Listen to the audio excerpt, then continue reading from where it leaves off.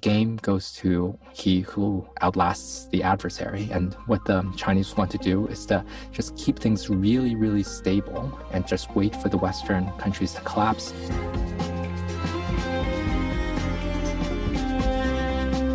Just how powerful has China really become? What does China's leadership really want?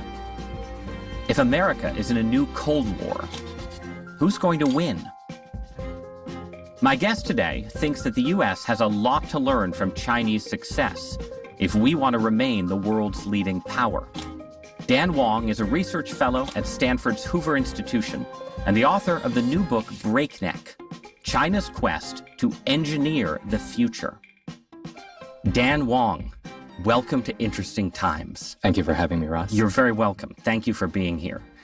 So, we're going to talk about China and the Chinese model and how it compares to the American model, strengths, weaknesses, conflict, coexistence. But I want to start by talking about your own experience. You were in China from about 2017 through about 2023. Correct. Right?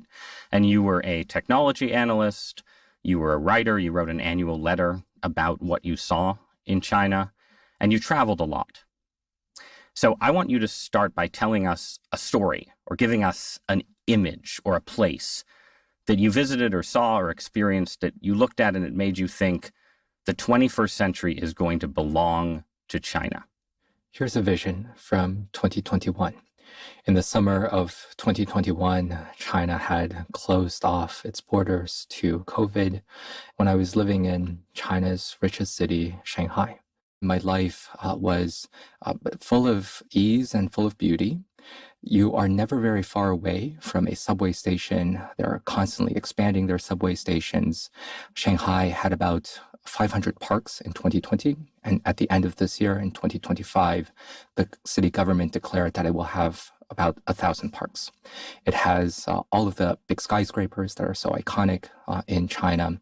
But below these skyscrapers, you also have a lot of these wonderful noodle shops and dumpling shops that I love to frequent. And so Shanghai is a highly functional city. I would say much more functional than New York City. But I was feeling a little bit cooped up in Shanghai. I wanted to go see the great countryside in the rest of the country throughout the provinces. And so what I decided to do was take two friends and go on a lengthy bike ride in China's southwestern province of Guizhou. And this was a land where the locals said that not 3 feet of land is flat, not 3 days go by without rain, not a family has 3 silver coins. And China's fourth poorest province, I was surprised to see, had much better levels of infrastructure that one could find in much wealthier places in the United States like New York State or California. And so throughout this 5-day bike ride in which we cycled from Guizhou's capital city to the mega city, hydropunk city of Chongqing, which was China's wartime capital, we traversed these beautiful green mountains. We saw very tall bridges all around us. We saw a guitar-making hub. We saw a lot of fancy new roads that were a cyclist's dream. And it was only afterwards when I realized how bizarre it was that China's fourth poorest province, about the level of GDP per capita of Botswana, much less than Shanghai or Guangdong, was able to build all of these things. And it is a province with 11 airports, 50 of the highest bridges in the world, and brand new spiffing highways. And that was because China was just building a lot in its equivalent of a South Dakota or West Virginia. So your experience was basically like being in the New York of China and finding it more pleasant and beautiful and civilized than our New York, and then going out to China's West Virginia and discovering that it had far better infrastructure than the richest American states. That's right. The cities in China are, I would say, quite a bit better than the cities in the US. Here in New York, we have these subway lines that are screamingly loud. Have you ever heard of these metallic screeches once you're in the subway stations? We're sitting here in the offices of the New York Times just across from Port Authority Bus Terminal. The governor of New York recently announced that they're going to refurbish the Port Authority Bus Terminal. Hooray. and it's going to take years. Yes, well, and if you've been in the Port Authority bus terminal, it's like Hercules cleaning out the Aegean stables, right? To say you're going to refurbish Let's clean it. out those stables. And Shanghai is able to clean out those stables, and the Chinese countryside is also superbly built up. So China builds, and the U.S. doesn't. And one of your arguments is that this reflects a fundamental difference in our elites and who rules our respective societies. And that China is a society of engineers. It's ruled by engineers. The Communist Party is filled with engineers. And America is a society of lawyers. What does rule by engineers mean, and what can it achieve that is harder to achieve in the United States? My framing of China is as an engineering state because since the 1980s, top leader then, Deng Xiaoping, started promoting a lot of engineers into China's leadership, really as a corrective to the mayhem of the Mao years. Mao was a romantic, he was a poet who inflicted all sorts of strange disasters on the Chinese population. And Deng Xiaoping took a look at what was wrong with China under Mao. And Deng said that what we need is highly efficient technocracy. And technocrats at the time meant engineers, mostly trained in the Soviet style of heavy industry. Chinese were civil engineers, they were mechanical engineers, they were all sorts of electrical engineers that Deng Xiaoping promoted into the highest ranks of the Communist Party. And by the year 2002, all 9 members of the Standing Committee of the Politburo had degrees in engineering. I contrast that with the lawyerly society of the United States. What is really striking about the US is that the founding documents of the Declaration of Independence read almost like a legal argument. Most of the founding fathers were lawyers. And so that's kind of the contrast that I set up, that China is an engineering state trying to build its way out of every problem. The US is a lawyerly society that is really good at stopping a lot of things. What that means is that the US doesn't have functional infrastructure almost anywhere, I would say. And it also doesn't have these stupid ideas like the one-child policy either. Talk a little bit more about how engineers see the world. Something that engineers do is not only construct a lot of bridges and subway systems and highways and nuclear plants and coal plants in highly rational ways. They are also very intent on treating the economy as if it were a vast hydraulic system made up of a series of valves. And part of what I have seen living in China was that Xi Jinping in the years 2020 to roughly 2022 decide that the economy was just something that could be pushed around as well. He engineered a property crackdown to reduce the leverage of state-owned enterprises in terms of housing development. He also very dramatically re-engineered a lot of the online tech sector as well. And there was this series of thunderclaps that Xi issued against major Chinese companies that included Alibaba, an e-commerce company, Didi, which was a ride-hailing company, the entirety of the online education sector.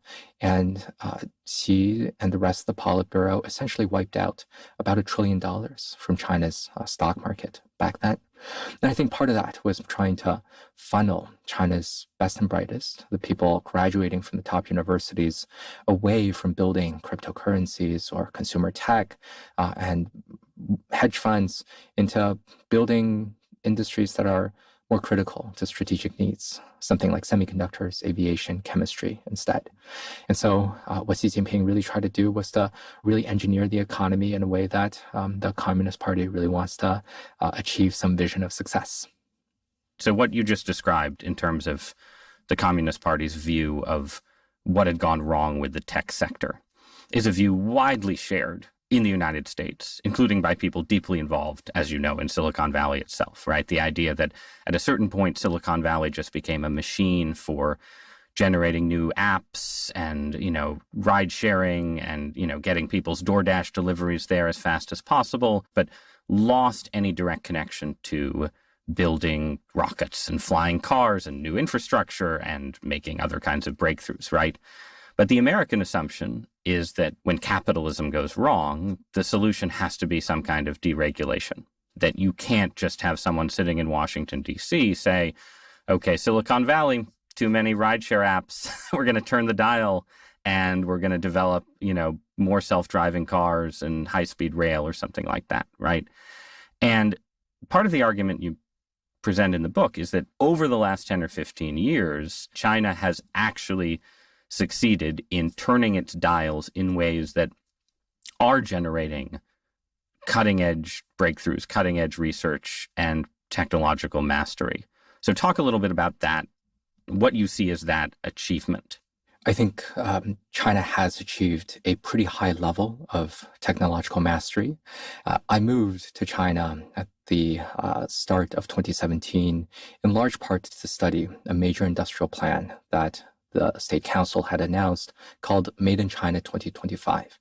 This was a grand, ambitious plan, one of a series of plans from the Communist Party to say that China really needs to master these industries of the future that included clean technologies, that included electric vehicles, maritime technologies, agricultural equipment, whatever you want to name, it is listed somewhere in these plans, sometimes with these exquisite percentages of exactly how much Chinese industries need to be as a share of the global total.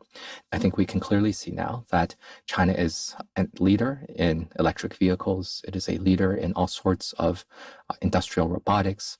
China has a complete chokehold on the solar industry. China owns about 90% of this industry. If you take a look at rare earth magnets, which caused a lot of grief to the Trump administration earlier this year when it was trying to prosecute the trade war, China has about 90% of the processing for these goods. And if we take a look at a lot of manufactured goods, segment by segment, we'll see that China owns about 35% of global manufacturing value add. And if we take a look at a couple of these particularly high-end technologies, almost everything aside from semiconductors as well as aviation, which are big Chinese weaknesses, China is becoming really strong in most advanced technologies. Now, I wonder to what extent this is the result of government planning. I would certainly not say that this was some genius demonstration of spectacular central planning from Beijing that got China where it is today. Sometimes China is able to produce these successes out of some degree of government policy, but just as often, whenever we can take a look at these examples, we can find other examples in which government policy produced only waste and scams and fraud, and to some degree overcapacity as well. I would situate China's success mostly on the level of its fiercely dynamic entrepreneurs. You can have capitalist competition, I would say, far more cutthroat than what we would see in the US. I've seen... Why is that? It starts with the scale of the country. I remember visiting a company that had grown already a little bit large. It was called Meituan, which is now one of these big Chinese online platform companies. And Meituan said that we survived after being one of 5,000 clones of Groupon in China. They simply cloned the Groupon idea, and out of this battle royale, they managed to brawl it out with everyone else, and they were the only ones left standing. If we take a look at a lot of these other industries that China completely dominates, solar, for example, China completely owns this industry. The solar industry has collapsed in prices. I think the figure is something like 94% drop in prices since the year 2000, and that is in large part of what Chinese companies have done in making the processes better and making the panels themselves more efficient. And what has been a national success, strategic success for the government, as well as producing a lot of consumer benefits, has entailed absolutely miserable competition for these companies and absolutely miserable returns for their investors. And in a sense, I think this is what socialism with Chinese characteristics mean. The state wins, consumers win, but it is actually pretty rough for any of these companies out there. And I think this is one of the things that I did when I was writing this book was to try to confront head on whether we needed something like free speech and free thinking in order to drive a lot of innovation as well as dynamism. And I'm not sure that these are terribly important. Because if we take a look at a lot of highly autocratic regimes, regimes I would say are more autocratic than China today, namely Stalin's Russia, Stalin's Soviet Union, as well as Hitler's Germany. These were also regimes that ended up producing a lot of state-driven innovation If we take a look at the record of Soviet science, there were a lot of these Nobel Prize winners that barely staggered out of gulags, out of the Soviet Union before they made their great prize-winning innovations. Soviet military scientists, fighter jet scientists, nuclear scientists had all been persecuted by Stalin himself. And also with Nazi Germany, there were these breakthroughs in rocketry and fighter jets in spite of a highly autocratic, fascist, totalitarian regime. And I think what matters a lot for innovation is simply the funding. Sometimes they really care about free speech. Sometimes they care about creative expression. But for many of them, they're able to make breakthroughs if you just give them a really big lab. But what about the argument that says, look, authoritarian and autocratic models can be really good at driving production and innovation in areas where there is low-hanging fruit? And so clearly, a lot of what China has done technologically is a kind of catch-up, where you are essentially taking a Western product or a Western innovation and perfecting it, figuring out mass production, doing all these kinds of things, right? But when it comes to discovery, right, that, figuring out what the new thing is, the thing that you can't centrally plan, American democratic capitalism tends to be better. Liberal societies tend to be more successful. By the 1970s, Soviet Union was not doing anything substantially cutting edge. The space program was amazing for a while, and then it wasn't. The economy grew quickly, and then it didn't, right? So what is the case that China has escaped that kind of trap, that it's not just catching up, but that it is actually going beyond what liberal and democratic societies are achieving technologically? I'm not sure that this is a really big trap, because I think that the US is really good at making these sort of discoveries, but the US also is unable very significantly to actually follow through with building industries out of these discoveries. Bell Labs invented this great new scientific project in the solar industry in 1954. It remained, for the most part, a scientific project until the Germans developed it into a much bigger industry throughout the 2000s. And subsequently, all of the Chinese firms were able to copy the German expertise, and they completely overran the industry, such that the Germans and the Americans barely have a very strong solar industry anymore, even after quite a lot of tariffs and protection. And so I think this dichotomy of innovation and production is at best blurry, because I've seen too many examples of Chinese simply building up accretively, step by step, trying to perfect an industry such that you get to a whole new industry by the time that they really perfect it. The Chinese are just better at climbing these ladders in which the Americans have placed. So let's just drill down for a minute into why that is, because part of your argument is that it is choices that the state has made. But you just said that often the state still seems to make bad choices. Yes. And so it emerges as organically from frantic competition in a large market. But then you also said, you used the phrase socialism with Chinese characteristics, right? Which implies that this frantic competition is still constrained in some way by Marxist or socialist norms. So what is the actual model? Why are they climbing the ladders faster? I think that the first and most important part of China's technological success has to do with something I call process knowledge. So process knowledge is also known as tacit knowledge, also known as industrial expertise. In a kitchen analogy, it is something like the recipe, and the hardware is something like the stoves and the pots and the pans. But let's say, Ross, we give someone who's never cooked a day in his life the most well-equipped kitchen, as well as the most exquisitely detailed recipe. Are we sure that this person will be able to do something as simple as frying an egg for breakfast? I'm not sure if that person will not burn the kitchen down in some big way. And my children have often given evidence for that hypothesis. Yes. And I think the crucial part of technology is actually all of this tacit knowledge, process knowledge that we can't really write down. And that is the core part of what has been driving China's technological advantage. It started when China started making pretty simple things, socks, t-shirts, all these things that we think and know are not terribly important before they get to slightly more complex shoes. And then they get to everything that includes now iPhones and electric vehicle batteries, that they are really good at climbing this ladder. If we take a look at China's hardware capital, Shenzhen was mostly a backwater making textiles all the way up until 2008 when Shenzhen started producing Steve Jobs' iPhones.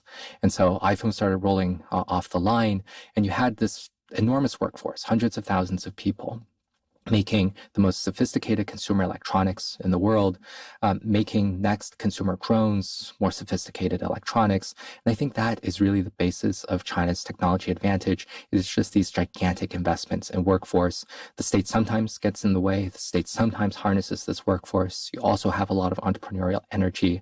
I'm not sure if I wanted to define it as state capitalism with Chinese characteristics, but I just view it as technological catch-up. Right, but what is the difference then between that model and ours? Like, part of your argument is that America has lost a lot of that knowledge through the process of outsourcing and allowing factories to move overseas and allowing deindustrialization to happen, right? And becoming, an information and financial services and service economy, a very rich one, but not an industrial economy in the way that China is.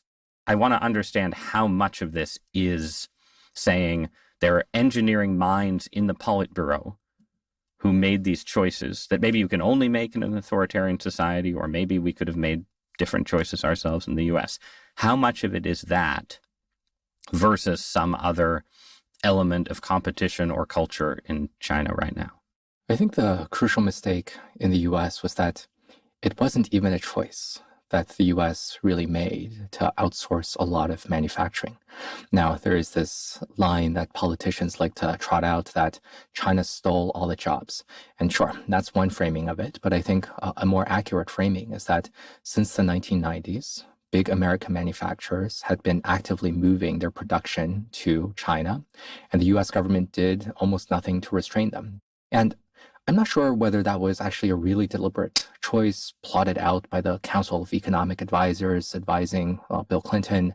Maybe it was, but I think this was just kind of a process of business lobbying saying, well, we need to tap into this market and produce at these cheaper places. And something that the Communist Party actively decided was that we are going to import big American manufacturers in the 1990s and 2000s. Right. Apple.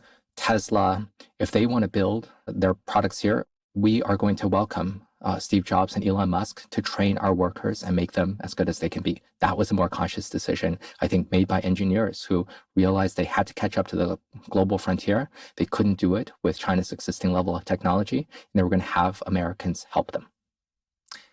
But so to speak to the views of like Bill Clinton's Council of Economic Advisors or any of the other American policymakers who presided over this transfer of industrial might, for a lot of them, there was an assumption that has been proven false, which was that economic development would inevitably lead to liberalization in China, would turn China into a democracy, and that would, make the world more likely to be at peace and have relations between the US and China get better and better and so on.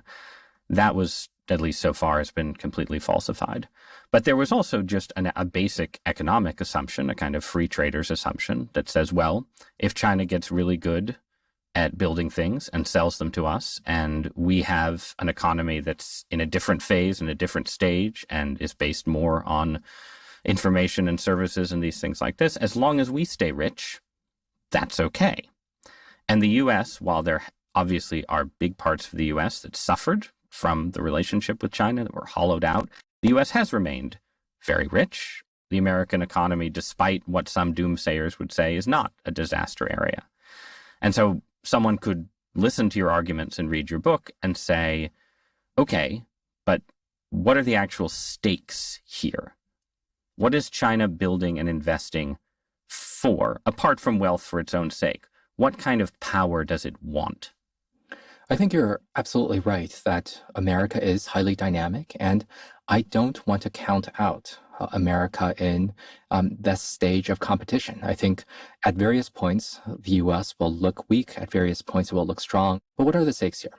Because I think there is still a broad view in the US that deindustrialization has been pretty bad, not just for regions like Pennsylvania or Michigan, where deindustrialization has been felt pretty badly.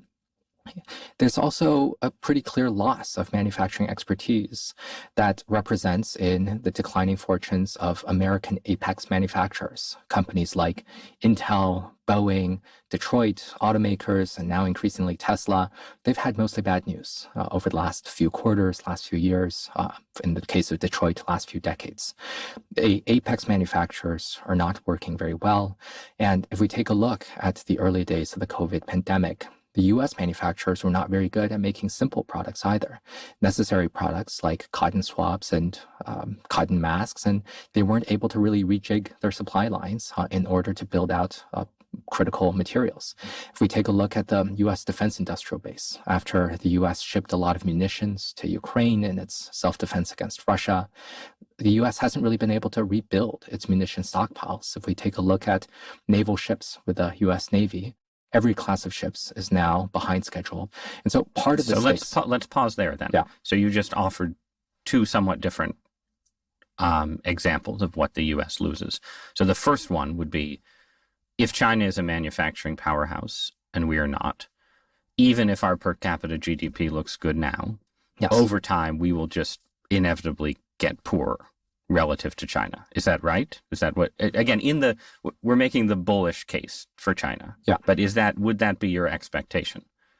That could be a scenario. I'm not expecting that China will be richer than the US, but I think that what China will do is to seize more technological industries of the future in the way it already has. And in the apocalyptic scenario in which these two countries meet in a conflagration, you need a material base. You need a defense industrial base in order to meet on the battlefield. And so I can see a scenario in which the US can't get its act together to produce drones and ships and munitions, and the Chinese are able to. So it's not just about the economy. That's the second point, right? I just wanted to think about the economic side of this, right? Sure. That, like, are we telling a story where even if there isn't a war between the US and China, the average American is just going to be poorer than we otherwise would be over a prolonged period of time? Yeah, I wonder whether services is going to be able to absorb even more of the U.S. workforce. Right now, about 11% of the American workforce works in manufacturing. Much of the rest is in services. Can the U.S. be a great power if a lot more people are working in Hollywood, in Silicon Valley, in Wall Street, in healthcare, in consulting? Is that even a likely scenario if we have a lot of people in Silicon Valley trying to produce artificial intelligence that is going to make it much more difficult, I think, for entry-level people to find jobs in a lot of these service, knowledge-based sectors. And so I'm not very optimistic that very many people will be able to manufacture in the US, but I think there is also strong limits in how much services can absorb. And this is where the economics might be nervous. Okay. So you have the possibility of US economic decline, but then you have direct great power conflict, where it seems like very straightforwardly you're saying the US is in increasing danger of just losing our position as the world's dominant military power, being in a position where we would likely lose a war to China. Do you think we would lose a war to China if we had fought a war in the next 5 years? I can't comment on whether the U.S. would lose. I think I'm not a military analyst. I wonder whether the U.S. would be able to win on the battlefield, because it depends on the battlefield. If Beijing is intent on dominating this island nation of Taiwan, which hangs just a few 100 miles off of its shores, and if it is not intending to do something like seize Guam or seize Hawaii, then I think it is quite possible that China is able to overwhelm Taiwan pretty quickly, and the U.S. Navy isn't able to sail so far in order to free and maintain the safety and integrity of Taiwan. I certainly don't see any scenario in which the U.S. tries to invade and incur Right. into mainland China. And I don't see the Chinese ever trying to seize Los Angeles and California. So it depends on the battlefield. But certainly I feel like we can't win a war without drones and munitions. And right now it doesn't look like the US is really able to produce these in quantity. But what is China, in terms of that battlefield question, right? Is China primarily building to become a global superpower as a successor to the US and before that Great Britain? Or are they primarily building for an idea of being kind of, a self-sufficient East Asian civilization unto themselves, which gathers in Taiwan and, can bully Vietnam, et cetera, but is not fundamentally trying to do what the U.S. has done for the last few decades? Where are you on sort of those two possibilities? Yeah, I think it's a matter of considerable debate among the specialists who are looking at the tea leaves and trying to read the mind of Beijing. And I think the contrast is with these two big binaries. Does China want to supplant the U.S. wholesale as the global superpower, not only in technology, but also financial terms and diplomatic terms, and pretty much everything else that the U.S. is good at? Or does it want to kind of retreat and become the celestial empire once more, as the Qing dynasty once called itself, close the doors against all of the barbarians, seize Taiwan because it must to fulfill the aims of Mao in the Civil War, and mostly dominate its near neighbors? My view is that I think that China is closer to the latter, closer to being the serene empire that doesn't care about the turmoils of the crazy Americans outside.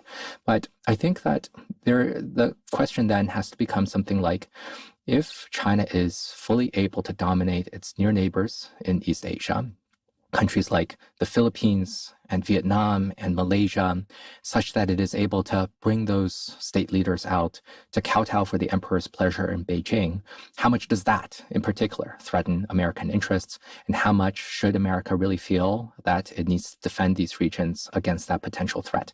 And I don't have a super strong view here. Mostly what I think is that China is achieving some goal of being very physically strong in terms of manufacturing might. I don't think that it is being a great superpower in terms of cultural production. And I think their prowess is mostly constrained in the physical manufacturing world. And do you think the AI race changes that at all, or sort of maybe determines the shape of where Chinese power might go? I am skeptical. I spend a lot of time in Silicon Valley because I am part of the Hoover Institution, and I spend some time speaking to nerds who want to build God in a box. I'm familiar with that. Yes. Yes, and I think there is kind of this, eschaton that they want to bring about, in which the world kind of ends in something like 2027, and they kind of don't have a great vision beyond 2027. And my vision of the US and China are that both are giant countries that are increasingly locking horns, although not always, that are not going to fall into the sea and just sink into the Pacific Ocean or something. They are both very strong powers that have a desire to maintain their own prestige and maintain their own power. They are going to be, I think, staring each other down for decades. And I don't think that there will be any scenario quite like a repeat of the Soviet Union, in which one power simply implodes, fails to get back up. And right. I think the competition is long lasting. And the sooner that we let go of this idea that it is just going to be one technology that determines everything, it is just going to be one cultural product, it is not one anything. It is a long-term race for decades. Okay, let's talk about a future where the Chinese model seems to fail. So I think we're establishing as a scenario for 2050, let's say, of Chinese success and American failure.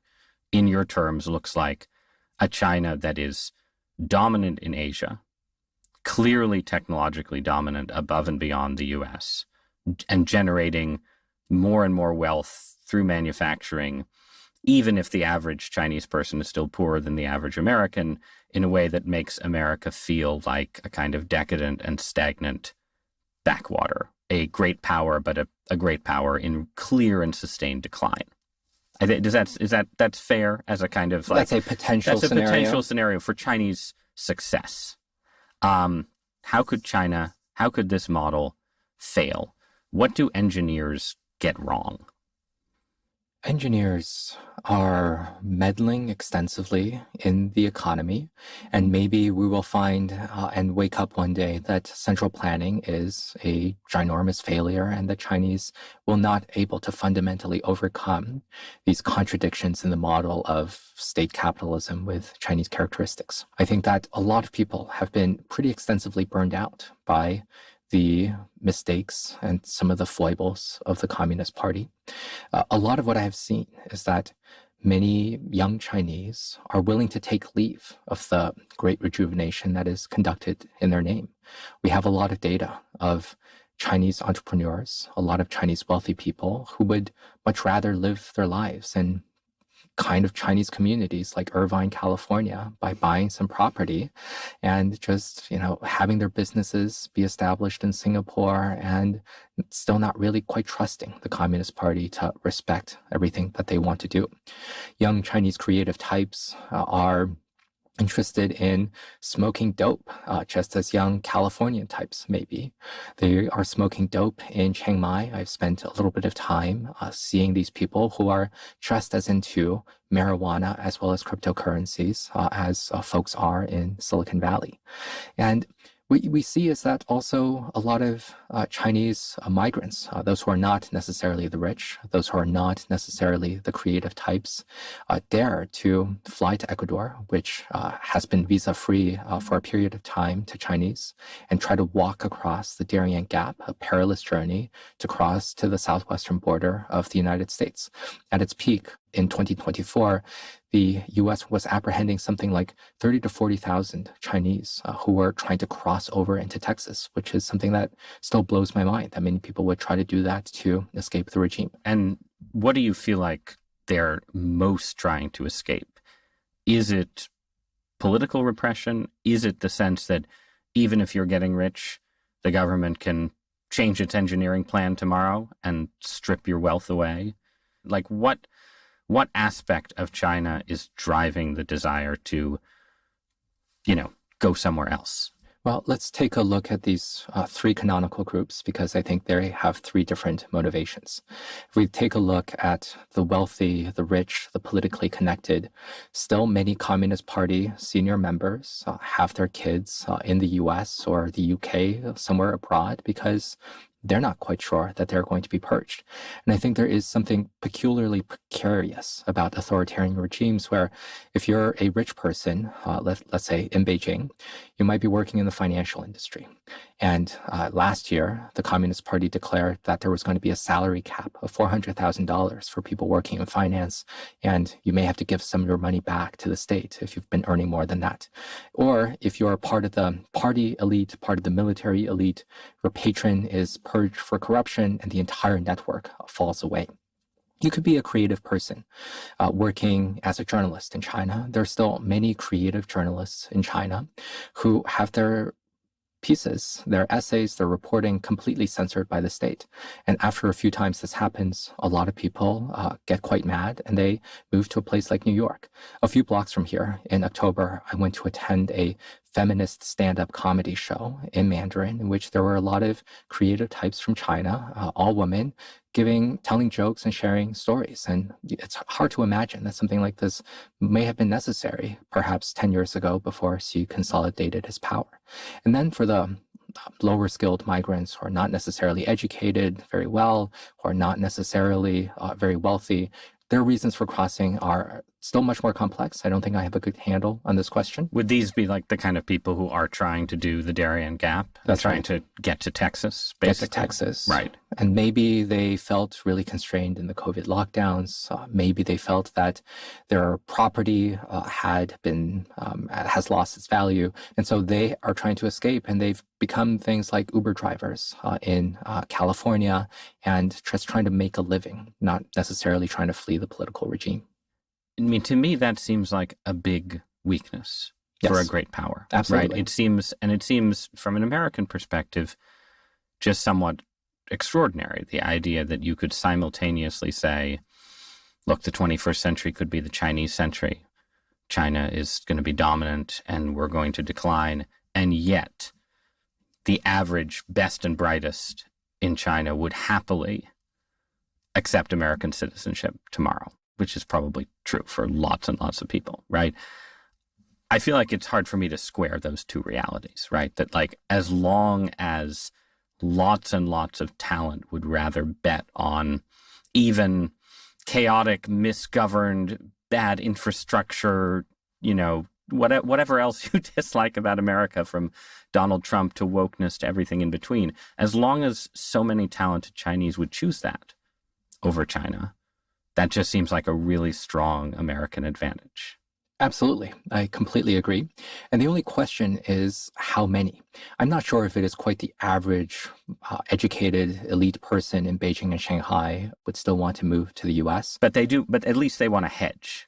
At least they would happily accept an offshore bank account, a house in Vancouver, if not or a house in Irvine, and their kid one of their kids at a US school.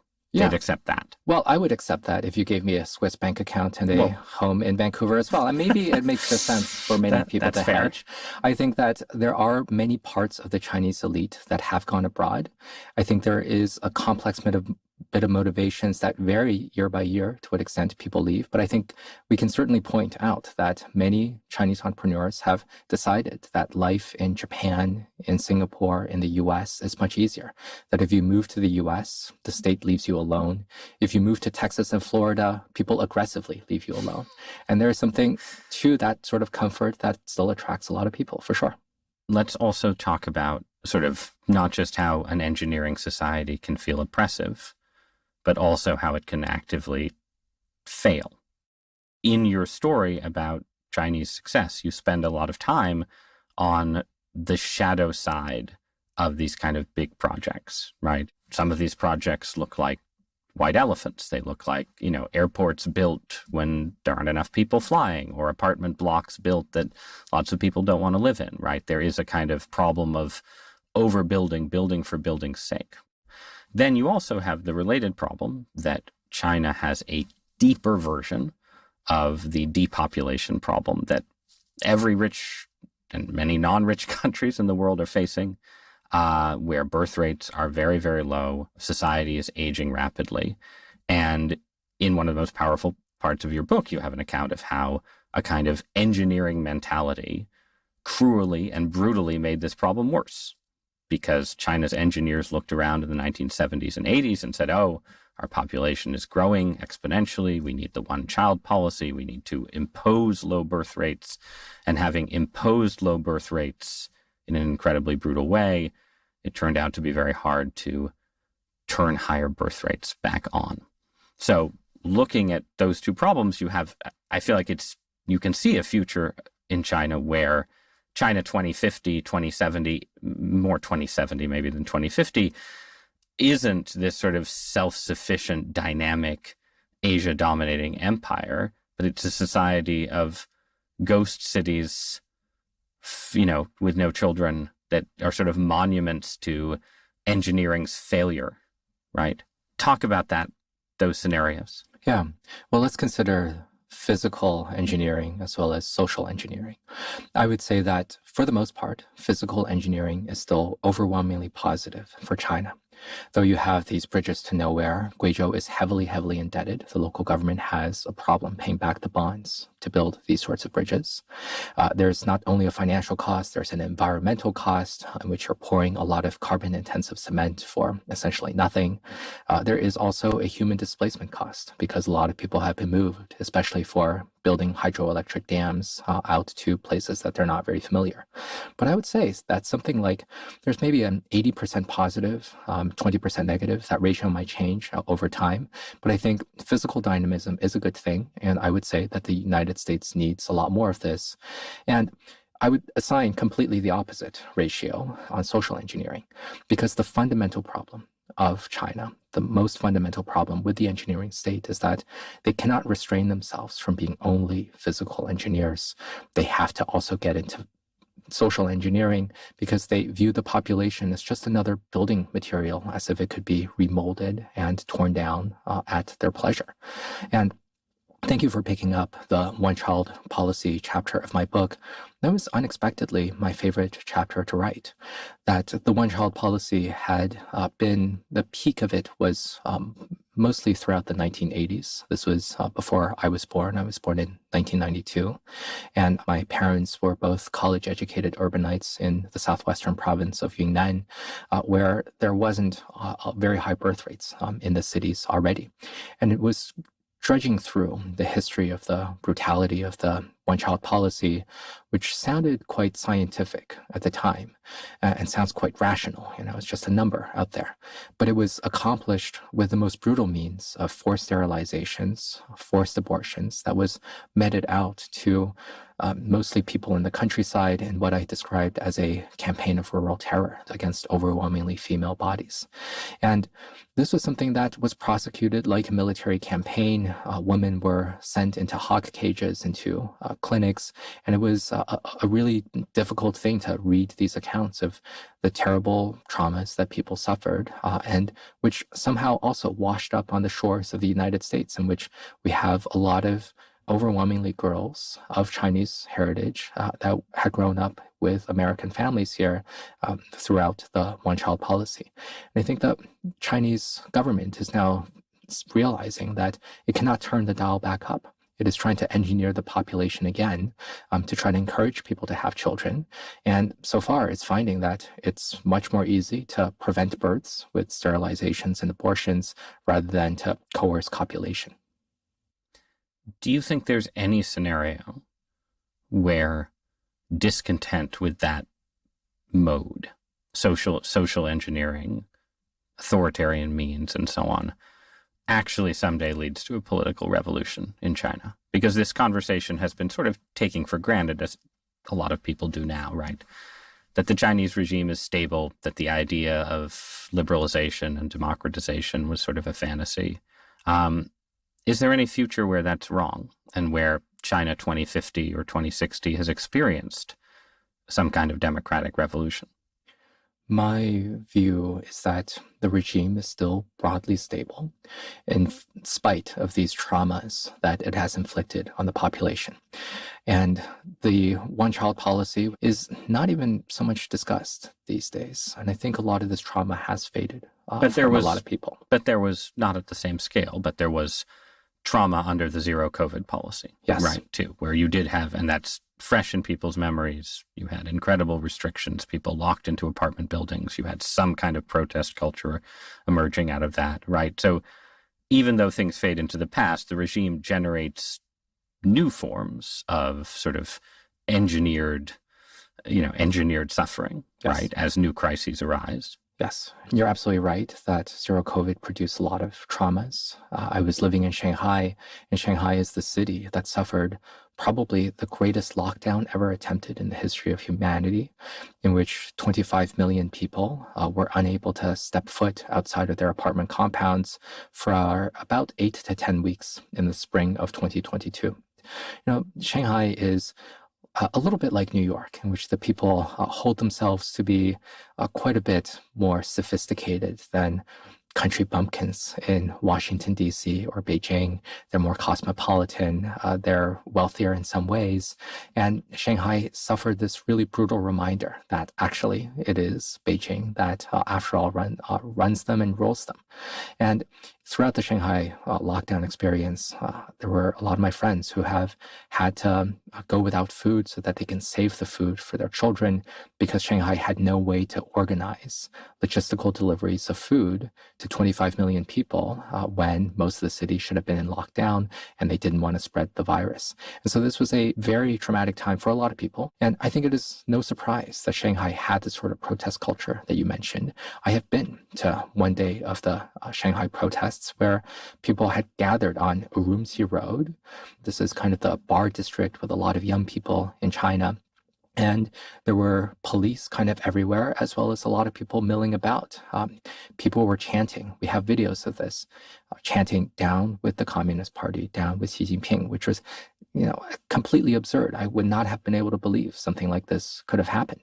But after the collapse of zero COVID, right now, if you go to Shanghai, and the last time I went was in December of 2024, people have drunk away a lot of their sorrows. If we take a look at Urumqi Road today, it is still the cocktail bars, and people would rather forget about this terrible experience and see no profit in dredging it back up again.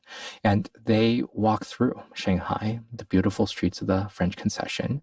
They feel that their life is still often pretty good. And if you're also subject to quite a lot of the propaganda in China, which is pretty negative Trump and pretty negative about disorder and everything else that is wrong with the US as well as the West, it may not feel too bad.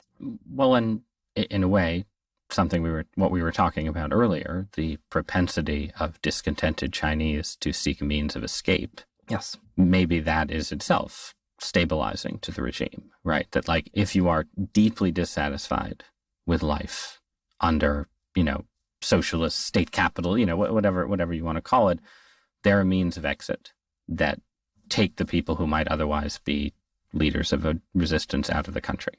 My parents were not much older than the student protesters in Tiananmen Square in 1989. And throughout the 1990s, mostly for economic reasons, they decided that being in Yunnan, a peripheral province, which was an economic backwater then and remains an economic backwater today, was less preferable to moving to Toronto, which is what we did when I was 7 years old, first time I saw real snow. And I think there is still an element of a lot of creative Chinese who desperately want a better life abroad, and they are trying to come to the United States or elsewhere where they still seek that. Yes. Let's end with advice for the United States. What are the actual implications of your analysis, and especially the kind of Bull's case that we started with, the, Chinese-centric case, for what the U.S. should do right now? What should we be doing differently if China is poised to be as powerful as you think it might be? I think that the U.S. should first and foremost rebuild its manufacturing base. That follows quite naturally from a lot of my analysis of China's greatest strength, which is that China is a manufacturing superpower, and China is poised to further deindustrialize Europe, and it is poised to further deindustrialize the United States as well. And I am skeptical that President Trump's efforts to reindustrialize America through the tariffs have been very effective. And I am more positive about the Biden administration's policies on efforts to reshore through industrial policy, but still, we can see a lot of flaws with that approach as well. So do you think tariffs, essentially trade war, can't work, in your view, because China has become too strong and resilient? I think that the trade war as prosecuted right now through the tariffs is not going to be very effective. If we just take a look at the manufacturing employment data since Liberation Day in April, the U.S. has lost about 40,000 manufacturing workers. And with the next job release, I'm not sure if we'll get that data probity back. The U.S. has lost 40,000 manufacturing workers since Liberation Day. I think that it is not a natural fit for the U.S. to become a technological, scientific superpower to advance its science by denying a lot of funding to scientific agencies like the NSF and the NIH. I think that universities, flawed as they are still driving a lot of American innovation and scientific advancements. And it also doesn't make a lot of sense to attack universities in order to save the scientific base. And I think it really doesn't make sense to try to deport a lot of workers who may be working in the construction industry or the manufacturing industry, or to frighten away a lot of high-skilled researchers who may want to be in the US from Europe or Asia to do a lot of their work here. And so I think that as prosecuted, the trade war is not making a lot of sense. The industrial push in the US is not making a lot of sense. Maybe there's something positive to be said about Trump's energy agenda in terms of building more nuclear, in terms of building more facilities online. Maybe there's something positive about the deregulatory agenda. I can certainly see that case, but I certainly see more headwinds than tailwinds. And you don't think, though, that China fears at this point being cut off from U.S. markets the way it would have 15 or 20 years ago? Well, Donald Trump sees us this way and that. He was the initiator of the tech war when I was living in Beijing in 2018, when he designated scores of China's technology companies onto highly obscure blacklists maintained by the Department of Commerce. But here we are in his second term, and he's saying NVIDIA chips, well, maybe China should have them. So, Trump is pretty erratic on this. When a journalist asked him whether Chinese students should still be coming to America, Trump said, it's our honor to have them. It's our honor to have them. And I think that is potentially the right approach, but that is also butting up against a lot of other folks in his administration. It seems kind of weird to me that Donald Trump is the most pro-China member of the White House right now. But do you think that just reflects Trump being mercurial and wanting to make deals? And if Beijing says, let's make a deal, he's excited to make a deal. Or does it reflect a kind of rational calculation that China is now too strong to isolate in the way that like some China hawks would want? And so you have to make deals with them because it's just sort of an economic imperative that you can't disentangle China and America. I don't have a good sense of what the Trump administration is thinking, but there is a potential world in which they have kind of made that decision, because after Trump raised tariffs on China up to 150%, which was completely extraordinary, China retaliated by suspending exports of rare earth magnets, which is one of these other things that China really has and the US doesn't. Subsequently, automakers everywhere panicked. Ford had to stop production in a couple of its factories. And it is possible that Trump and everyone else around him have decided that, well, we really need all of these Chinese goods, because the Chinese are not only very dominant in rare earth magnets, they also have a lot of pharmaceutical ingredients, all sorts of battery materials, all sorts of electronics. It's almost exclusively a Chinese product now. I don't know if the Trump administration has simply thrown in the towel or if they are simply in deal maker mode. Do you have a view? I guess what I see, right, which is similar to what you described, is that the Trump administration has been maybe surprisingly successful in forcing all kinds of countries and economies to basically make unilateral concessions to the U.S. and much, much less successful when it comes to China itself. Yeah, it just seems in a way too strong to run a kind of trade war or protectionist conflict against. But I don't have sort of special insight on that. I do think that is striking. That It seems like the Chinese-American relationship at the moment seems too big and too high risk for even Trump to sort of fundamentally reframe. And I was living in Copenhagen this summer, having cardamom buns and, enjoying all this wonderful Denmark, everything that it has to offer, when I read one of your columns that I thought was really right about how the European Union completely became submissive to the Trump administration in these tariff negotiations, that what Europe has shown is that it is fundamentally just really weak, that they cannot get consensus in order to retaliate against the US, that Europe right now is adrift, caught between the Chinese, which have waged a far more successful trade war against German automakers, as well as the Americans with their much stronger service industries. And so I feel very much that, a lot of regions and countries are going to be caught adrift by these two big powers, that Europe is going to be deindustrialized, it's going to have much more competition in its services, right-wing populist parties in Europe are outpolling their incumbents, ruling parties pretty much everywhere. And I think that as the economics get worse, I don't think that the politics will get better. And so I fear this for the United States as well, as the economics gets worse in some ways, as you mentioned, that the US might actually be poorer in some meaningful way. And so this is what I'm really nervous about for the West. I'll accept the compliment for my column's analysis, but use it to ask a geopolitical question, which is, to what extent then, in terms of how the U.S. approaches other countries and the rest of the world, should we be basically trying to make a kind of ideological argument against China and say, look, we represent the free world, we represent liberal democracy, we should be on the same side as other liberal democracies, we should be, sort of rallying the Europeans to a kind of conflict against autocracy. That's sort of one framework for how to think about a new Cold War with China, where the model is the old Cold War, versus a kind of, what you certainly see from the Trump administration, but also see from, other voices as well, a kind of realist's view that says, look, China doesn't want to revolutionize the world the way the old Soviet Union did. It doesn't have this global ideological agenda.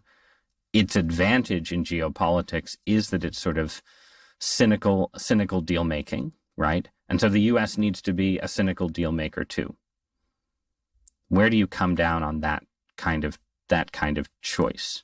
I'm not sure if I would sign on to either framing, because I'm not sure if the U.S. and China are, going to outcompete each other in cynical deal making. Where are all these deals going to be coming from? And I think the view that I would propose to you, Ross, is that this is not so much about the deal making. It's not about the democracy. Part of why I wrote this book was to get us beyond these 19th century political science terms. I'm really allergic to political science terms like democratic or capitalist, socialist, autocratic. Let's try to be fun and inventive and having a new framework to think about these two big countries.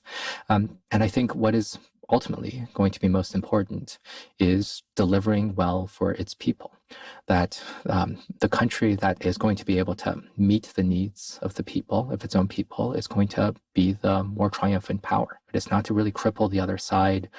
It is to make sure that people feel good about the cities and the homes that they live in. They feel like they have some degree of affordability. They don't fear shortages and inflation, that they feel some sense of an economic future that is still clear and bright, glimmering before them. And right now, I think both countries have done a lot to erode their own advantages. China believes that its autocratic system is going to be able to deal with these buffeting technological headwinds, especially driven by AI, that the Americans are not really going to be able to deal with. That social media is obviously driving all of us insane, that Elon is trolling all of us to insanity with his crazy tweets, and that somehow the West will be riven by some mixture of economic distress, political mistakes, social media, and the phones, as well as the artificial intelligence, that the game goes to he who outlasts the adversary. But what the Chinese want to do is to just keep things really, really stable and just wait for the Western countries to collapse. And as we've established, there's a lot of Chinese who are willing to take leave of the Chinese dream and the Great Rejuvenation. And so I think the first step for these two countries is to stop delivering these humiliating self-beatings and really try to understand and do better. What do you think? The humiliating self-beatings will continue until morale improves. I'm afraid that's the case. Dan Wang, thank you so much for joining me. Thank you very much, Ross.